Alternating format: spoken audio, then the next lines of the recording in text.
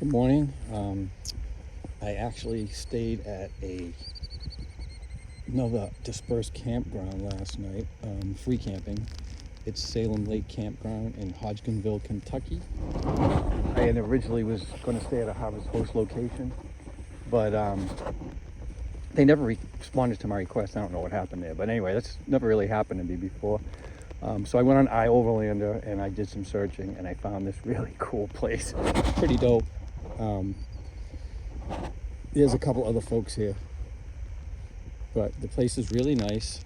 Again, free camping and not too shabby.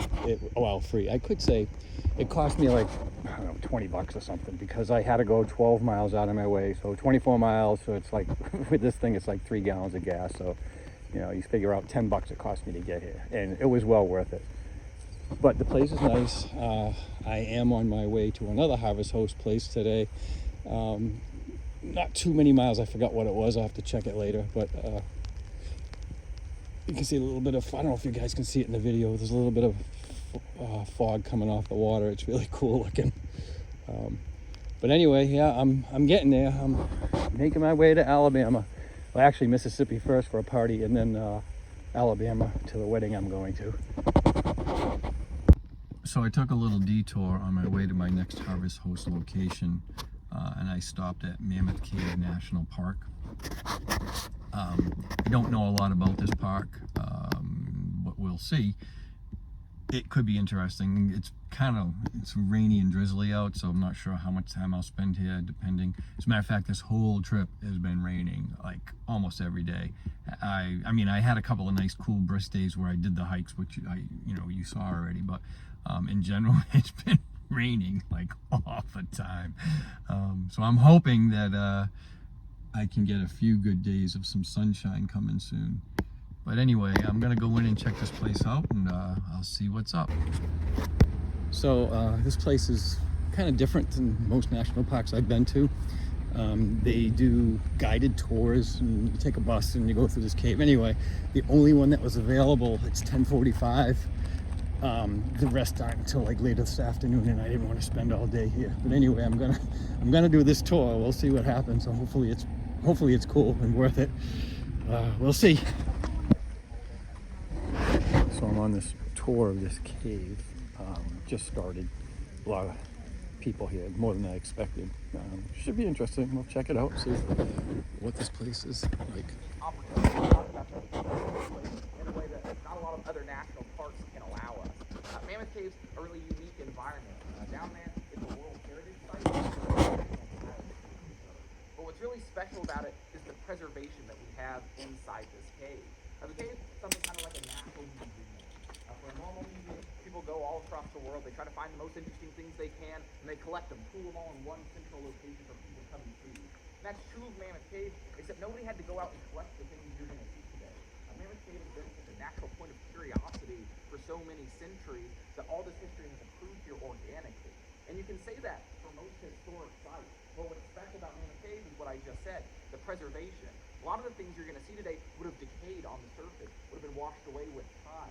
This cave is something of a natural time capsule. It's preserved all these things for centuries for us to still go down. So we're starting to walk into this cave right now. It's pretty neat, actually. Not sure how much I'm going to video. There are a lot of people. This tour is supposed to last about, I think he said an hour and a quarter, hour and 20 minutes, something like that.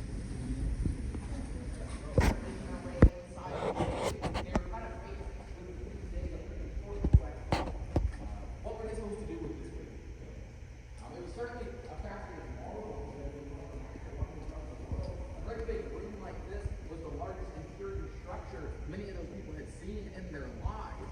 So it was very awe-inspiring to come down here, but they weren't really sure what the point of the cave was beyond that. They weren't sure what they were supposed to do with it. And they spent the first couple days This thing is huge. kind of trying to figure that out. But then they ended up So they found saltpeter in this cave, which is used to make gunpowder. So this was like late 1700s, early 1800s, and this is some of the original equipment that was here. Those bins is what they shoveled the dirt in, and they put water in it, and the saltpeter raised to the top to extract it. This is pretty wild.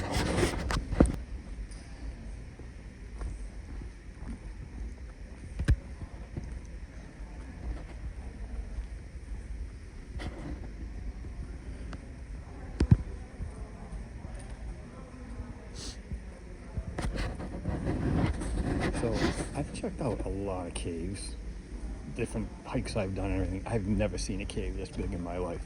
So that's hence the name Mammoth Cave. But still, this is freaking wild. And this is all natural, except obviously for the walkway I'm walking on. But this is so neat.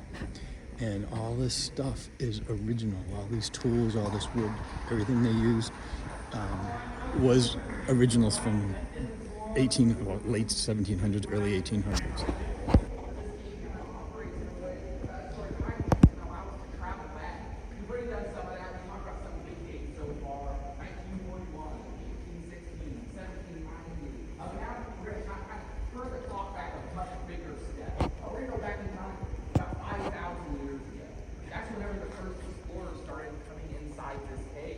Those explorers were prehistoric Native Americans. In total, they explored about 17 miles of this cave system. It's the farthest the prehistoric. So this is where the pavement ends.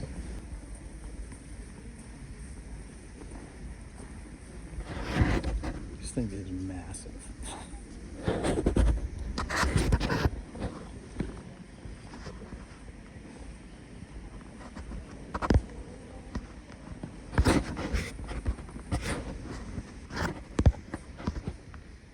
This place is absolutely gigantic. It is really, really, really cool.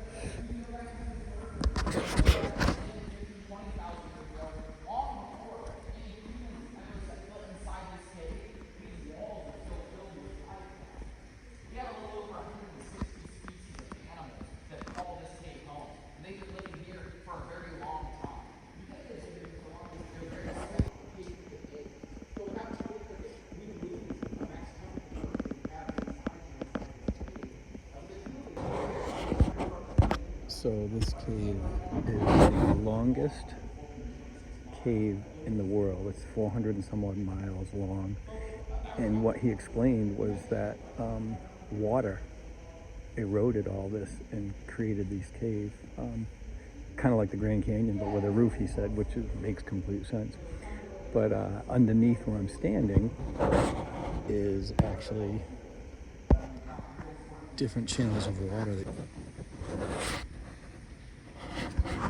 So the different rivers underneath this, the deepest one is around 400 feet, and they empty out into the Green River, and they just keep eroding and eroding. The guy says in a million years, this will be deeper, obviously. But I don't know, just pretty phenomenal place, actually. Well, I finished the tour of the Mammoth Cave, and it was pretty. They have a ton of different tours. There's probably, I don't know, maybe 12, 15 different tours you can do. The one I did was not very in-depth, but it was pretty neat. It was the only one that worked with the time frame that I was here. And of course it's raining or drizzling. So I'm gonna get back on the road and head to my Harvest Host place, I guess. Hopefully I'm heading to drier weather because I really am getting tired of this friggin' rain. And there's my